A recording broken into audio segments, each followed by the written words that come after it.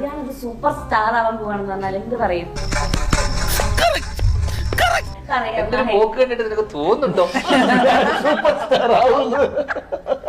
കാര്യം സത്യമാണെങ്കിലും എനിക്ക് അംഗീകരിച്ചു കൊടുക്കാൻ പറ്റുമോ?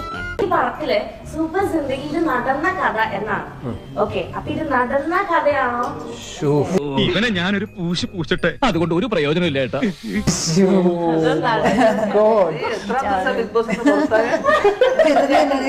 നടന്നല്ലോ കിടന്നല്ലേ ഇവിടെ ഇരുന്നാ പോരെ.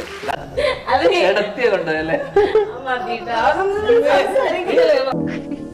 വേണ്ടായിരുന്നു. നടന്നതല്ല ചോദിച്ചു മേടിച്ചു.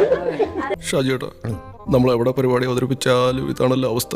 ഞാൻ കുറെ പടത്തില് എനിക്ക് ഇഷ്ടമുള്ള ക്യാരക്ടർ ചെയ്യുന്ന ഒരാളാണ്. സെൽവ ക്യാരക്ടർ